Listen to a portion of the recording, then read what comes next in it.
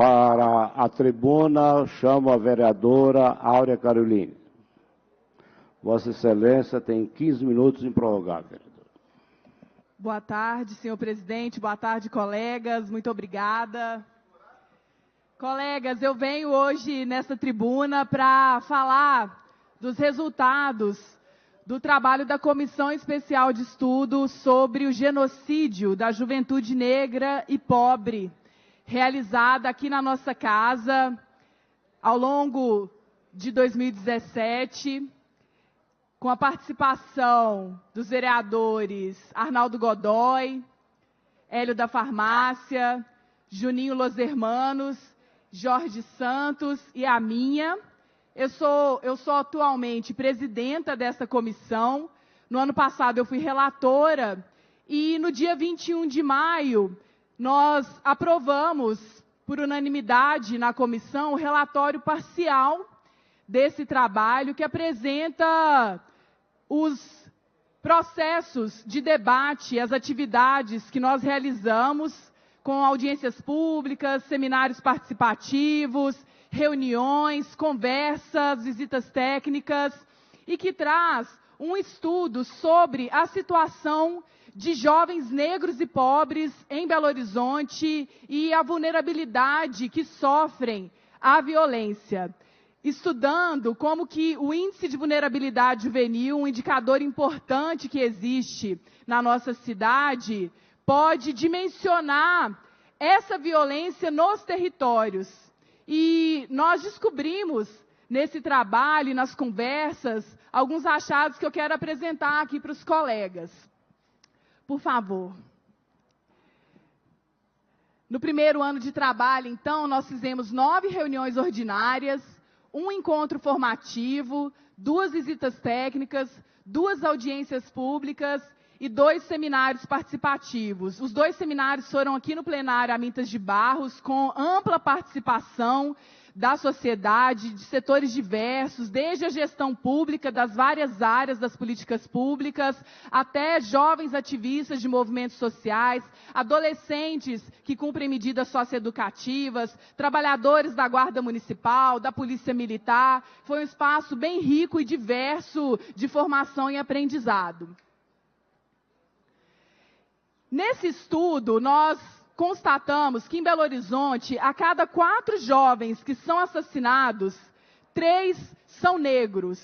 É uma altíssima proporção de violência específica contra essa população jovem negra, denotando o caráter racista desses crimes que acontecem. Belo Horizonte é a 11ª capital do Brasil com maior número de homicídios de jovens negros. E no Sudeste é a capital campeã e nós estamos acima de estados do Norte e do Nordeste. Depois do Norte e do Nordeste, Belo Horizonte é a primeira capital do Sudeste. Todos os dias um jovem negro é morto em Belo Horizonte. E quanto mais vulnerável o território, mais jovens assassinados. O índice de vulnerabilidade juvenil revela isso para a gente. Um exemplo que eu acho que facilita para todo mundo compreender aqui. Nós temos um contraste muito grande entre a barragem Santa Lúcia, o aglomerado, a favela, que é de grande concentração de população negra, tem um índice de vulnerabilidade juvenil muito alto, em relação ao bairro Santa Lúcia, que tem uma concentração maior de população branca e um IVJ muito menor. Quer dizer que há uma segregação espacial nos territórios em Belo Horizonte que tem a ver com a dinâmica do racismo estrutural, histórico, de como a nossa sociedade foi fundada, de como essa cidade foi construída nos limites da Avenida do Contorno e foi expulsando a população negra trabalhadora para as periferias, para as favelas. Então não é coincidência que os territórios mais vulneráveis sejam aqueles que tenham os piores indicadores. E eu quero chamar a atenção, especialmente dos colegas que atuam nas favelas, nas periferias, que têm um trabalho com as comunidades pobres e com as juventudes, para essa situação que é muito grave. nós identificamos que nesses territórios mais vulneráveis há também menor oferta de equipamentos públicos e um destaque para os equipamentos culturais, como bibliotecas, como centros culturais, como museus e teatros.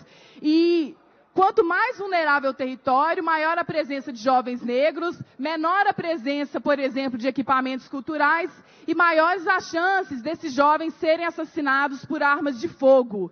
Esse é um problema sério que a gente precisa responder com políticas públicas, com orçamento específico aqui na cidade, com políticas especializadas de prevenção à violência nos territórios e investir nessa linha que já existe hoje na gestão da Secretaria de Segurança e Prevenção em Belo Horizonte, mas que conta com pouquíssimos investimentos.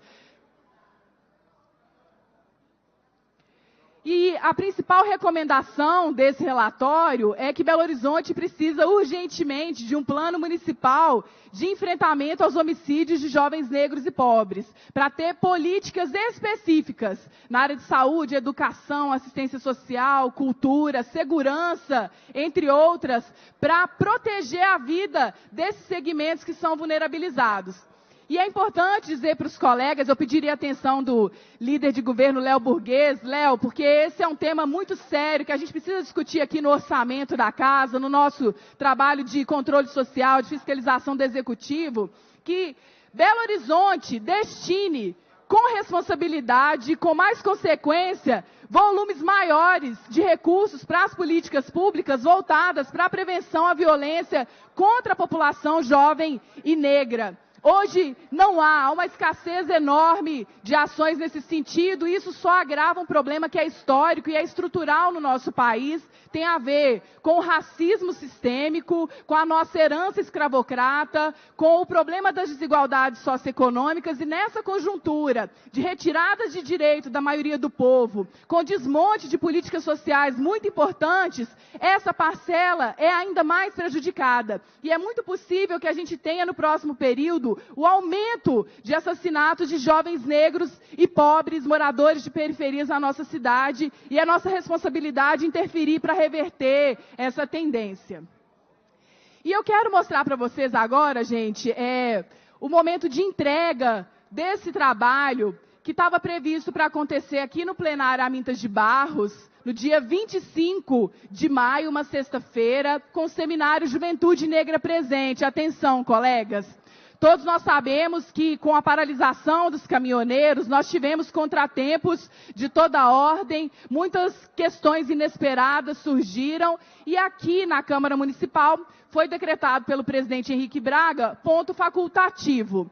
Mas, de maneira unilateral, não dialogada, o nosso seminário, que estava previsto para acontecer aqui no plenário, foi cancelado pelo presidente Henrique Braga sem comunicação prévia. Já conversei com o presidente, relatando para ele minha preocupação, minha insatisfação com essa forma de condução antidemocrática, que também é eivada de muitos vícios, já que não houve uma publicação formal do ponto facultativo e não haveria impedimento para a realização do seminário com a equipe técnica da Gabinetona, por exemplo, já que boa parte dos seguranças estavam em serviço, trabalhando, cumprindo aqui sua jornada, e a gente poderia sim utilizar o plenário para fazer esse encontro e essa entrega para a cidade, já que não seria possível também, de última hora, desmobilizar todo o público que já estava inscrito. Nós tínhamos mais de 400 inscrições e, efetivamente, na sexta-feira,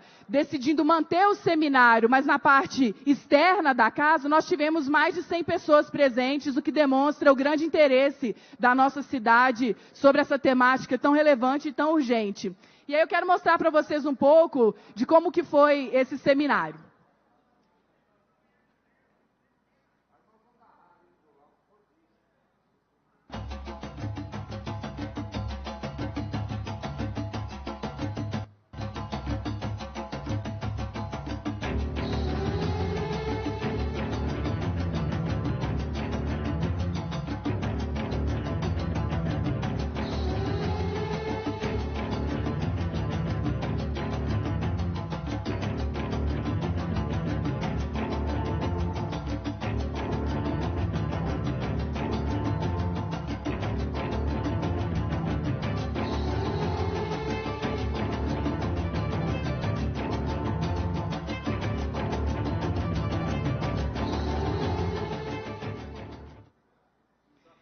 Nós chamamos, então, de Seminário Ocupação Juventude Negra Presente. Nós dignamente realizamos esse seminário na parte externa, ali na portaria principal, porque o público participante foi impedido de acessar a nossa casa. Vocês puderam ver a presença de 2 secretários municipais aqui, a Maíra Colares, que é da Secretaria Municipal de Assistência Social, Segurança Alimentar e Cidadania, e do Genilson Zeferino, que é o secretário municipal de Segurança e Prevenção. Um constrangimento para todos nós que trabalhamos aqui, né, de ver autoridades públicas impedidas de acessar a Câmara Municipal no momento de ponto facultativo, que teoricamente não significaria obrigatoriamente esse cerceamento. Foi um constrangimento, mas nós fizemos com muita disposição, com muita dignidade, muita garra, né, Arnaldo?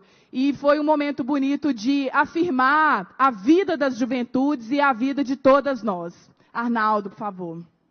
Então, Aura, acho que essa comissão, registrar aqui também o apoio que nos deram, Aura, o Jorge Santos e o Elinho, isso é importante para que a comissão tivesse continuidade.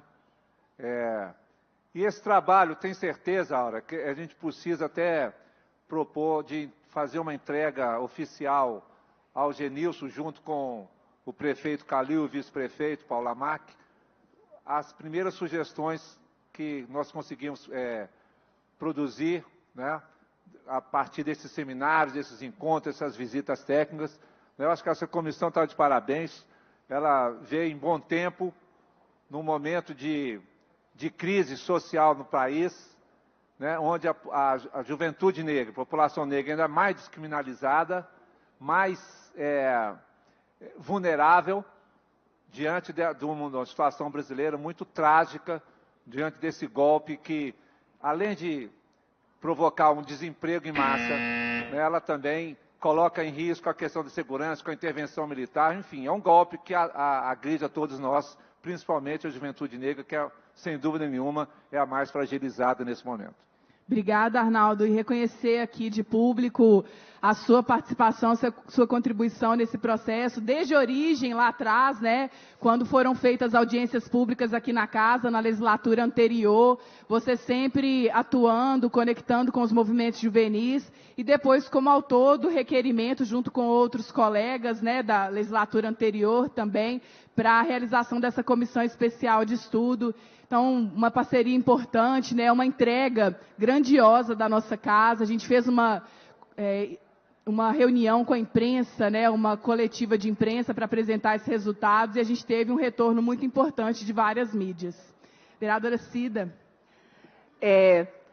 Esse momento foi muito marcante, lembrou a ocupação da Câmara, foi feito no peito e na raça, e acho que é uma das funções mais importantes que vereadores podem desempenhar, um trabalho como esse, dessa comissão especial de estudo, porque ele traz indicações reais de como fazer esse enfrentamento.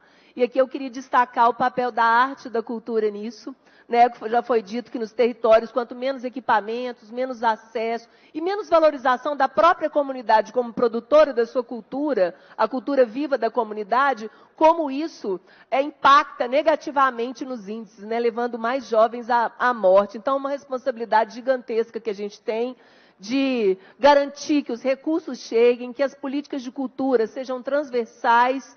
E aqui destacar também o papel das diferentonas, com uma performance muito bonita, porque a arte tem esse papel de sintetizar o que a gente vê, né? De trazer a realidade de uma forma sintética e reflexiva. E eles mandaram muito bem, trouxeram a dor da morte desses jovens para os pais, para os mais próximos, e como que essas vidas não podem ser perdidas assim, porque todos nós perdemos. Parabéns à comissão, foi muito bonito ver ela funcionando e o resultado.